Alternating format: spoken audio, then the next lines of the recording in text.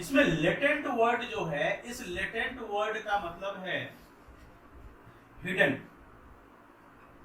इस वर्ड का मतलब है हिडन।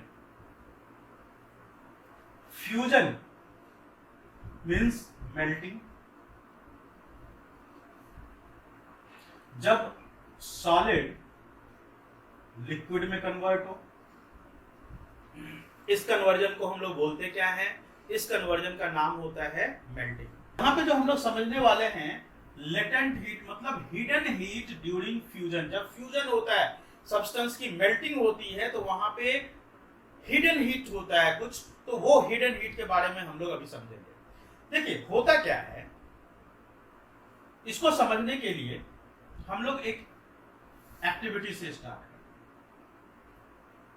मान लीजिए कि यहां पे हमने ले लिया एक बीकर,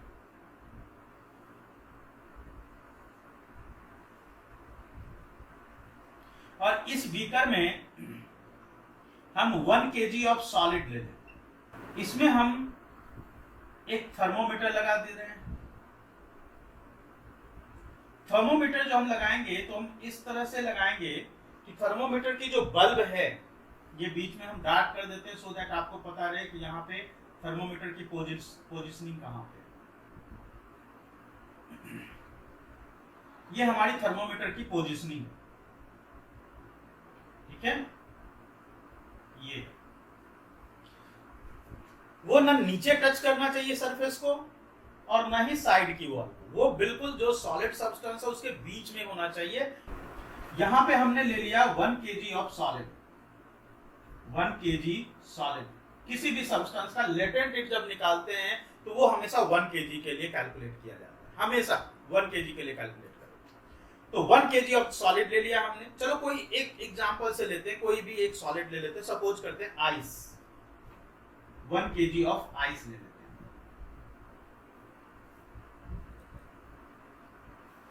थर्मोमीटर लगा और इस आइस की टेम्परेचर है -20 डिग्री सेल्सियस। आइस अभी -20 डिग्री सेल्सियस। नीचे हम एक बर्नर लगा दे रहे हैं। हमने यहां लगा दिया एक बर्नर। अभी हम इसको हीट करना शुरू नहीं किए हैं, अभी करेंगे। यहां हम एक ग्राफ बना लेते हैं, टेम्परेचर और टाइम की ग्राफ। हम कैलकुलेट करते चले जाएंगे कि कितनी टाइम तक हमने हीट किया, उससे इसका टेम्परेचर कितना कितना कितना कितना बढ़ता रहेगा, ठीक है। यहां पे टाइम की यूनिट ले लेते हैं, सेकंड में तो होगा नहीं, यहां टाइम की यूनिट ले लेते हैं हम मिनट में। सेकंड कम छोटा पड़ जाएगा ना, सेकंड में पानी जल्दी गर्म नहीं होगा, तो टाइम का थोड़ा हमने बड़ा यूनिट ले लिया, मिनट ले लिया। ये टाइम की यूनिट है। 2, 4, 6, 8, 10, 12, 14, 16, 18, 20। 4, 8, 12, 16, 20 मिनट्स तक की स्केल है। ये टेम्परेचर का स्केल है, डिग्री सेल्सियस, और यहां पे नीचे है -डिग्री सेल्सियस। ये टेम्परेचर की स्केल हो गई, ऊपर में पॉजिटिव में डिग्री सेल्सियस और नीचे में नेगेटिव में डिग्री सेल्सियस। टेम्परेचर की यहाँ पे नेगेटिव और यहाँ पे पॉजिटिव, ठीक है। टाइम तो आपको पता ही हमेशा एक्स एक्सिस पे होता है, टाइम ले लिया हमने एक्स एक्सिस पे।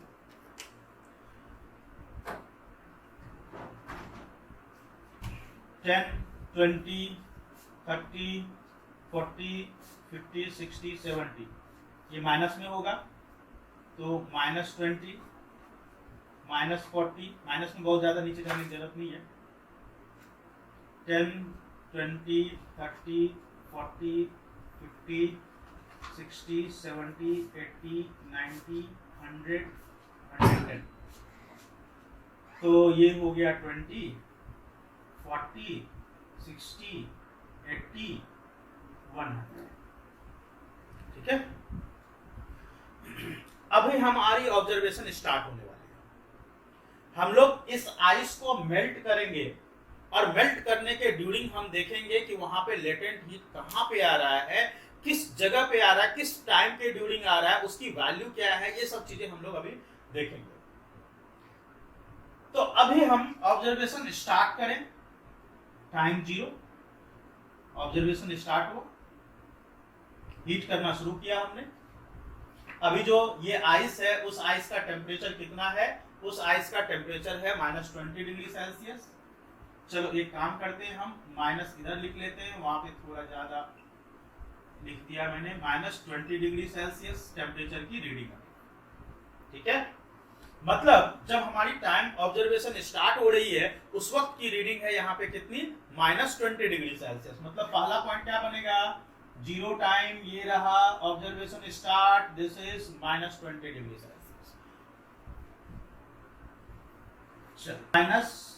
-20 डिग्री सेल्सियस पे है हमारी टाइमिंग स्टार्ट हो रही है। अब हम इसको गर्म करना शुरू किया। करते गए गर्म, जैसे जैसे गर्म करते जाएंगे, इस टेम्परेचर की जो रीडिंग यहाँ पे आप देखोगे थर्मोमीटर में, वो धीरे धीरे बढ़ती चली जाएगी, है ना, धीरे धीरे बढ़ती जाएगी। अब -20 से बढ़ती ऊपर आएगी, -20 से -19, -18, -15, -10। मान लेते हैं हम कि 2 मिनट के बाद ये बढ़ करके हो गया -10, मान लेते हैं 2 मिनट के बाद। 2 मिनट यहाँ पे आएगा 4 के और 0 के एग्जैक्टली बीच में यहाँ पे, और ये हो गया -10 इस पॉइंट पे आएगा। 20 ये पॉइंट है तो -10 ये वाले पॉइंट पे आ जाएगा। ये हो गया 2 मिनट पे हमारी जो रीडिंग आई है वो है -10। ये वाली पॉइंट आप देखिए, -10 वाली पॉइंट हो गई। 2 मिनट के बाद ये -20 से कहां पे आ गया? -10 डिग्री सेल्सियस पे टेम्परेचर बढ़ गया। ये आ गया 2 मिनट के बाद हमारी रीडिंग थर्मोमीटर की आ गई कितनी? -10। हमने गर्म करना कंटिन्यू रखा। 4 मिनट के बाद हमने क्या देखा?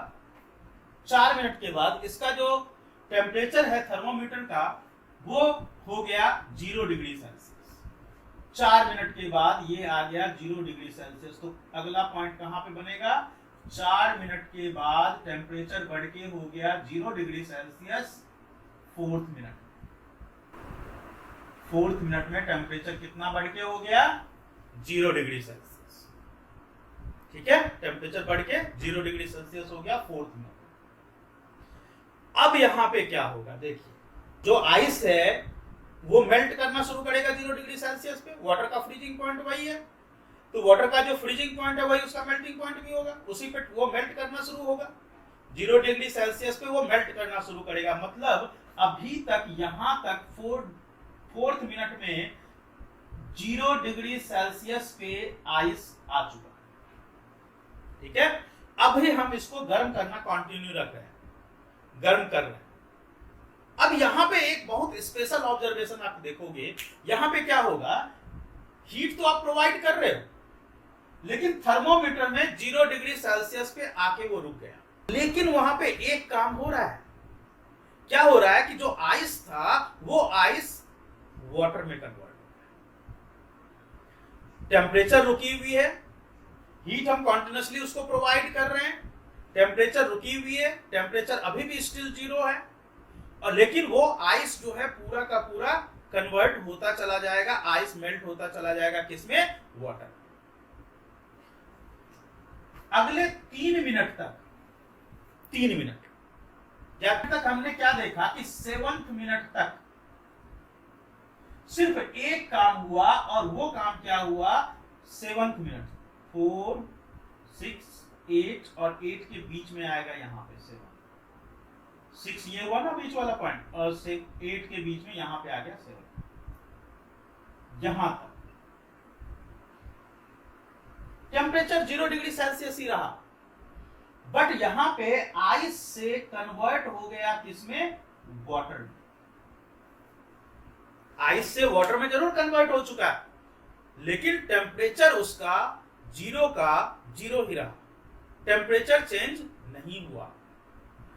मतलब ये कि यहां से यहां तक में इस 4th मिनट से 7th मिनट के बीच की जो बात कर रहे हैं, वहां की जो हीट एनर्जी हम प्रोवाइड कर रहे थे वो हीट एनर्जी गायब गई किधर? टेम्परेचर तो बढ़ नहीं रहा, टेम्परेचर तो 0 का 0 ही है। फिर वो हीट एनर्जी गई किधर? तो वही हीट एनर्जी यहां पे हमें समझना है, that is hidden heat. This is known as hidden heat, that is scientifically termed as latent heat. ठीक है, अब वो हीट एनर्जी गई किधर? चलिए खोजते हैं किधर गई।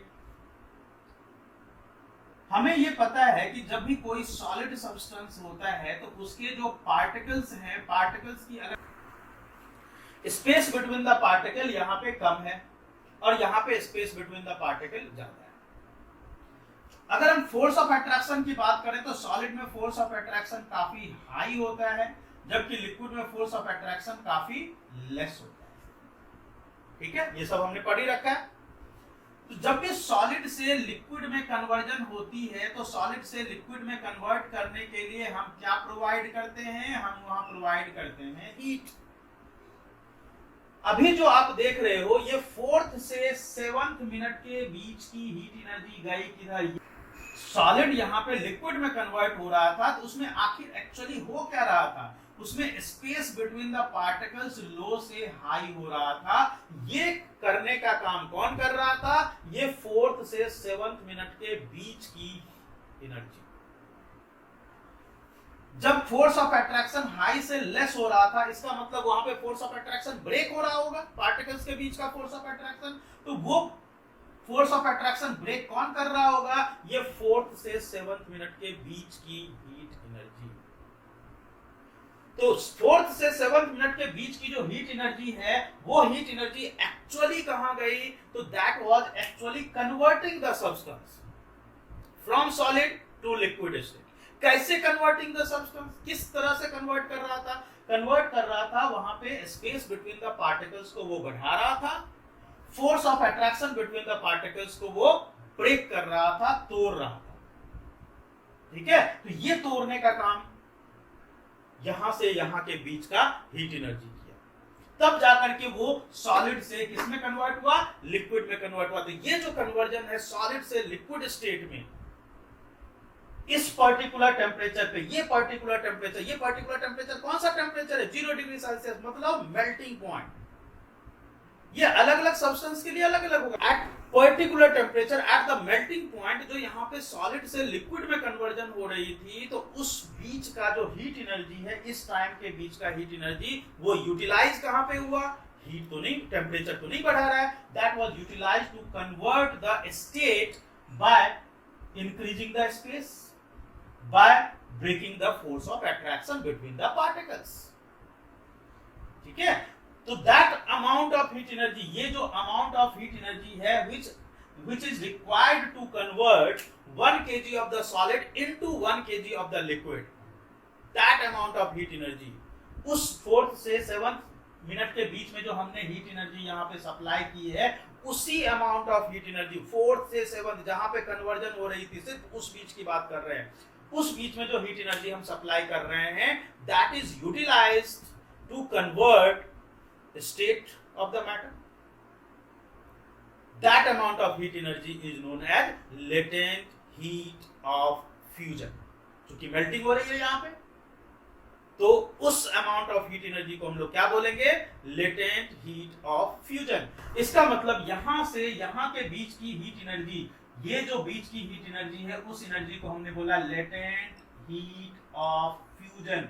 ये जब हम ऐड कर रहे हैं यहाँ पे 0 डिग्री सेल्सियस में, 0 degree Celsius of the ice में जब हमने ऐड किया, क्या ऐड किया? Latent heat of fusion add किया, तो जाकर के ये किस में कन्वर्ट हो गया? वाटर में कन्वर्ट हो गया।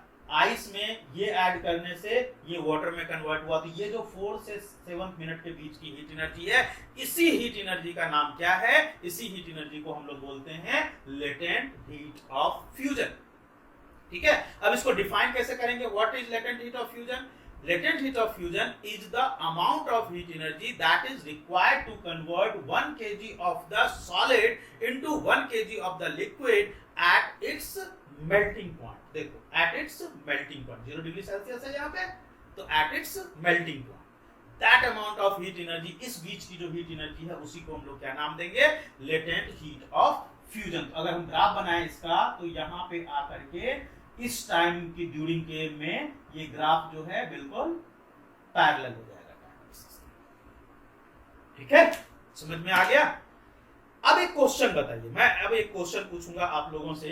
अब आप बताइए कि आइस जो कि 0 डिग्री सेल्सियस में और वाटर वो भी 0 डिग्री सेल्सियस में है, दोनों में से किसमें एनर्जी ज्यादा होगी, आइस एट 0 डिग्री सेल्सियस और वाटर एट 0 डिग्री सेल्सियस। यहां पे देखो आइस 0 डिग्री सेल्सियस पे, इसमें जब हमने ये ऐड किया, क्या ऐड किया, लेटेंट हीट ऑफ फ्यूजन को ऐड किया, तब जाकर के वो किसमें कन्वर्ट हो रहा है, वाटर में कन्वर्ट हो रहा है। तो ऑब्वियसली इसमें जब ये अमाउंट ऐड किया गया तब वाटर में कन्वर्ट हुआ है।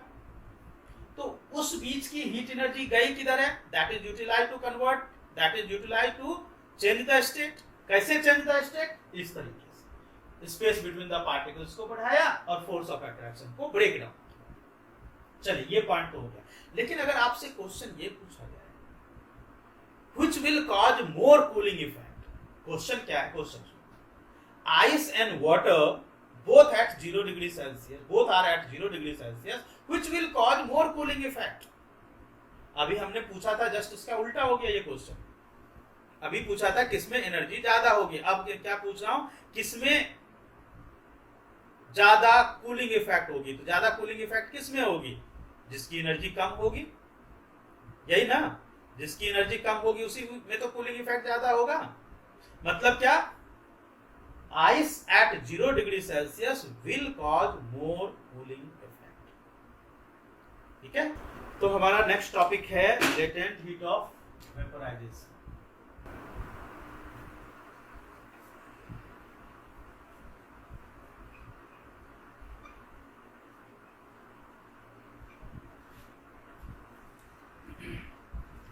अब हमें वेपोराइजेशन में क्या होगा, वेपोराइजेशन में होगा लिक्विड किसमें कन्वर्ट होगा, गैसियस फॉर्म में कन्वर्ट होगा, लिक्विड गैसियस फॉर्म में कन्वर्ट होगा वेपोराइजेशन में। अभी आपने सॉलिड्स को लिक्विड में कन्वर्ट कर लिया, फ्यूजन कंप्लीट। अब आइए लेटेंट हीट ऑफ वेपोराइजेशन में, इसके उसी को आगे कंटिन्यू कर लेते हैं। वाटर आइस जो है वाटर में कन्वर्ट हो ही चुका था, ठीक है, उसी को आगे कंटिन्यू कर लेते हैं। यहां पे अब है हमारे पास 1 kg of water, 1 kg water है लिक्विड के फॉर्म में।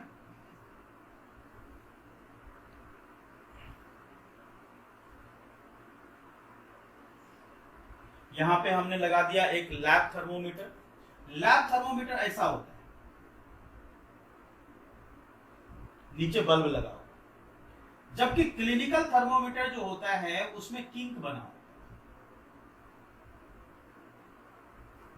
इस तरह से बना होता है किंक, इसको बोला जाता है KINK, किंक। किंक का फायदा क्या है, जैसे मान लो कि ये लैब थर्मोमीटर है, इसको हमने यहां पे डाल दिया, तो टेम्परेचर अगर बढ़ा तो इसमें रीडिंग बढ़ेगी, टेम्परेचर अगर घटा तो रीडिंग घट जाएगी। ठीक है, इस थर्मोमीटर में, क्लिनिकल थर्मोमीटर में क्या होता है कि टेम्परेचर बढ़ेगा इसमें, तो यहां पे रीडिंग बढ़ी।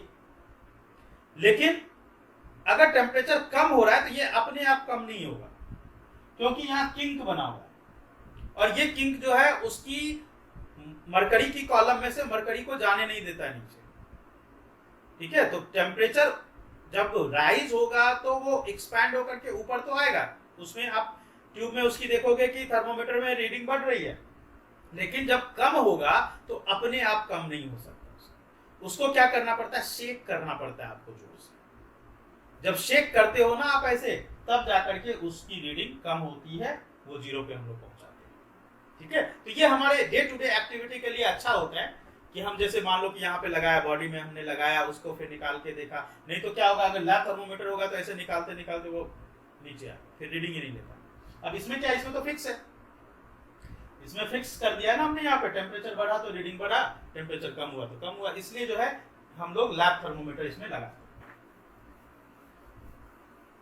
और रीडिंग जो है वो जैसे स्केलिंग की बात कर रही थी शगुन, तो स्केलिंग जो है वो डिपेंड करेगा हमें कितनी नीड है।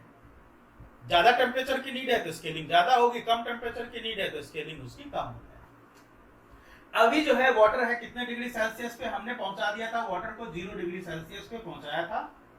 तो वाटर है एट 0 डिग्री सेल्सियस पे प्रेजेंट है वाटर। जो कौन सी टाइमिंग थी हमारी, 7th मिनट। ये था हमारा 7th मिनट। ठीक है, यही समझ स्टार्ट। अब हम इसको फिर से गर्म करना शुरू किया।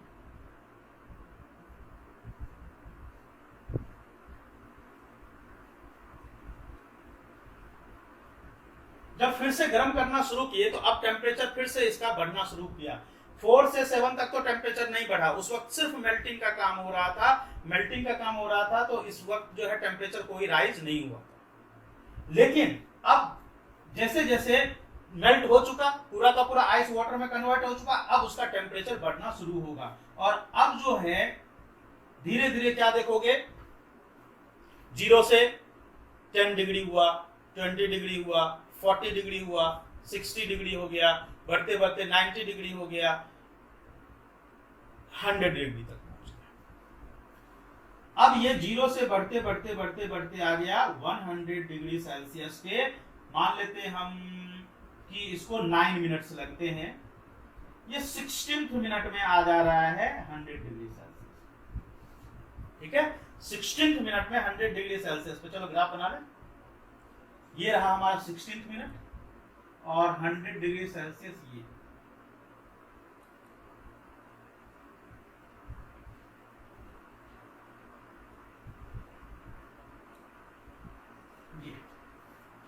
ठीक है,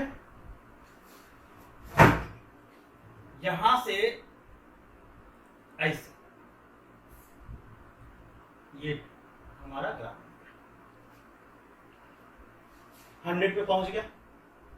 अब यहां तक पहुंचने के बाद क्या, अब यहां तक पहुंचने के बाद क्या होगा, यहां पे पहुंचने के बाद अब 100 डिग्री सेल्सियस के बारे में हमें पता है कि 100 degree Celsius is the boiling point of water. अब वाटर यहां पे फिर से स्टेट चेंज करेगा और अब वो लिक्विड से किस स्टेट में आएगा, गैसियस स्टेट में आएगा। तो जब वो लिक्विड से गैसियस स्टेट में आ रहा होगा, फिर से वहां स्टेट चेंज होगी, फिर से टेम्परेचर कांस्टेंट। जब जब स्टेट चेंज होगी तब तब वहां पे टेम्परेचर कांस्टेंट। ठीक है, तब तब टेम्परेचर वहां पे कांस्टेंट हो जाएगा।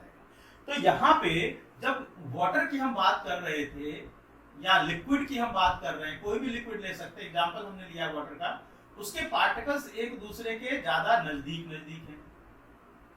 लेकिन अगर हम गैस की बात करें तो गैस में पार्टिकल्स एक दूसरे से काफी ज्यादा दूर दूर हैं। तो अगर हम स्पेस की बात करें, स्पेस बिटवीन पार्टिकल्स, तो यहाँ पे स्पेस कम है और यहाँ पे स्पेस ज्यादा है। यहाँ पे force of attraction between the particle की बात करें तो force of attraction between the liquid particle ये हाई है। अगर हम इसको गैस से कंपेयर करें तो गैस में कम है। जब लिक्विड को हमने हीट किया और हीट करके उसको गैस में कन्वर्ट किया तो एक्चुअली वहां पे क्या हो रहा है, तो एक्चुअली वहां पे जो स्पेस बिटवीन द पार्टिकल्स था उसको इंक्रीज करने का काम कौन कर रहा है, ये हीट एनर्जी। ये जो फोर्स ऑफ अट्रैक्शन वहां पे ब्रेक डाउन हो रहा है, इस ब्रेक डाउन करने का काम कौन कर रहा है, बिल्कुल पहले की तरह यहां पे भी वही हीट एनर्जी इसको ब्रेक डाउन करने का काम कर रहा है। जैसे इससे पहले फ्यूजन के केस में पढ़ा था, सेम सब कुछ यहां पे भी।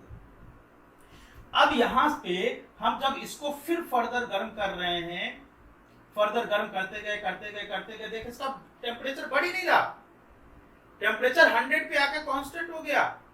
बॉइलिंग वाटर का टेम्परेचर 100 डिग्री सेल्सियस होता है। आपके पास अगर लैब थर्मोमीटर हो तो आप मेजर करके देख लो। आप घर में पानी बॉयल करो और उसमें एक लैब थर्मोमीटर डाल दो, लैब थर्मोमीटर डाल दो, 2 मिनट के बाद बॉयल कर रहा है, 2 मिनट के बाद भी लैब थर्मोमीटर डाले रखो, 5 मिनट के बाद भी लैब थर्मोमीटर डाले रखो, जब तक पूरा का पूरा पानी स्टीम में नहीं कन्वर्ट हो जाएगा। पूरा का पूरा पानी जब तक स्टीम में नहीं कन्वर्ट हो जाएगा, जब तक वहां पे स्टेट चेंज हो रही है, तब तक उसका टेम्परेचर 100 ही रहेगा। जब तक पूरा का पूरा सब्सटेंस स्टेट कन्वर्ट नहीं हो जाएगा, तब तक उसका टेम्परेचर कितना रहेगा? 100 का 100 रहेगा। 100 से थोड़ा भी नहीं बढ़ने वाला है। इसका मतलब इस बीच में यहाँ पे इसके बाद जो हम हीट एनर्जी दे रहे हैं, इसके बाद जो हम 100 डिग्री से ये 16 मिनट के बाद की जो हीट एनर्जी है, वो हीट एनर्जी एक्चुअली कहां जा रही है? That is utilised again to change the state. यहां पे आके फिर से ये कांस्टेंट हो जाता है, यहां पे फिर से ये कांस्टेंट, फिर से अब वो लिक्विड से गैसेस स्टेट। तो इस बीच की जो हीट एनर्जी है, that heat energy which is utilised to convert liquid into gaseous form, which is required to change the state of matter, वो एक्चुअली कहां पे यूटिलाइज हुआ? That was utilised actually to increase the space between the particle, and that is to break the force of attraction between the particle. इसी जगह पे तो ये utilise हुआ टू चेंज द स्टेट। तो उस हीट एनर्जी को, that amount of heat energy is known as latent heat of vaporisation. Define कैसे करेंगे लेटेंट हीट ऑफ वेपोराइजेशन को? This is the amount of heat energy, this is actually the amount of heat energy. कई बच्चे गलती से बोलते हैं this is temperature, this is not the temperature, this is the amount of heat energy. यहां पे दे रहे हैं that is to convert, that is to change the state. That amount of heat energy is called, that amount of heat energy which is required to convert 1 kg of the liquid into 1 kg of the gaseous form at its boiling point। लेकिन एक बात और है, पिछली class में, अभी मैंने कल की क्लास में क्या समझाया था कि कोई चीज बॉयल कब करता है? एक पर्टिकुलर एटमॉस्फेरिक प्रेशर पे बताया था ना। तो अगर हम पर्टिकुलर एटमॉस्फेरिक प्रेशर की बात कर रहे हैं, तो यहाँ पे आपने ये भी पढ़ा कि जब एटमॉस्फेरिक प्रेशर चेंज होगा तो बॉइलिंग पॉइंट भी चेंज हो जाएगा। हायर एटमॉस्फेरिक प्रेशर पे बॉइलिंग पॉइंट ज्यादा हो जाता है, लोअर एटमॉस्फेरिक प्रेशर पे बॉइलिंग पॉइंट कम हो जाता है।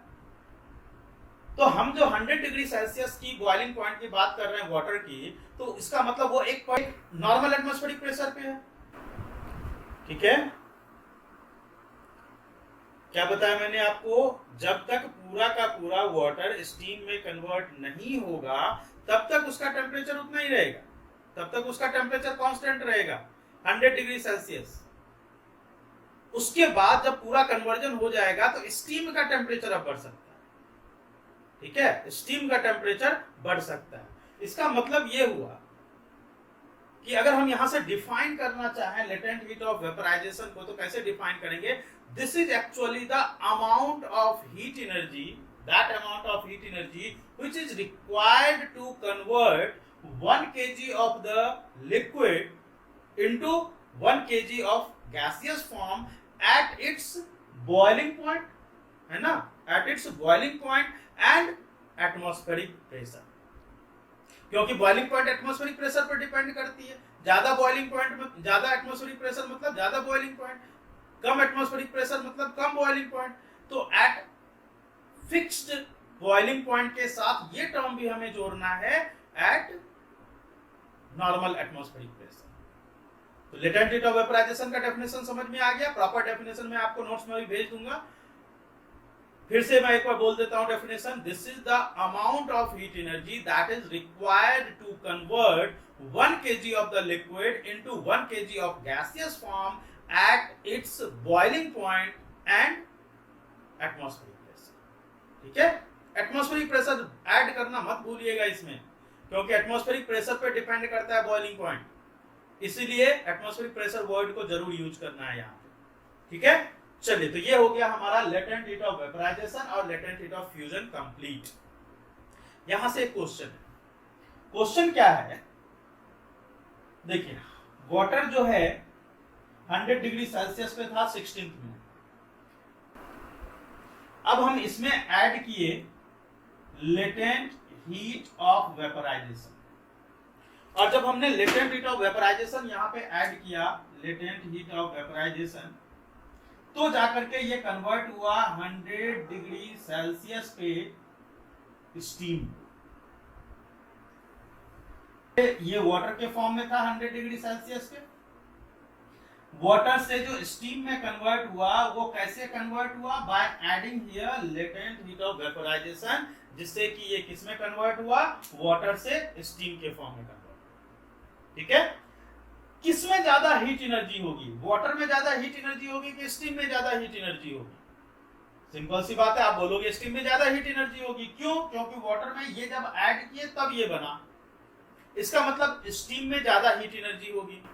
टेम्परेचर ऑल्दो दोनों की कांस्टेंट है, दोनों की, इसका भी 100 डिग्री सेल्सियस है और स्टीम का भी 100 डिग्री सेल्सियस है, लेकिन water when added with latent heat of vaporisation converts into steam. तो इसमें ऐड करने पे तब ये कन्वर्जन हुई है ना, इसका मतलब इसमें ये एनर्जी ऑलरेडी एडेड है। एडेड है का मतलब क्या? कि इसकी एनर्जी ज्यादा है। अगर आपसे क्वेश्चन पूछा जाए steam at 100 degree Celsius and water at 100 degree Celsius में which will cause more severe burn? Which will cause more severe burn? Steam will cause more severe burn. क्यों? रीजन क्या है? बिकॉज इसकी एनर्जी ज्यादा है, इसकी एनर्जी ज्यादा है क्योंकि यहाँ पे latent heat of vaporisation added है। तो इसलिए steam will cause more severe burn in comparison to water at same temperature.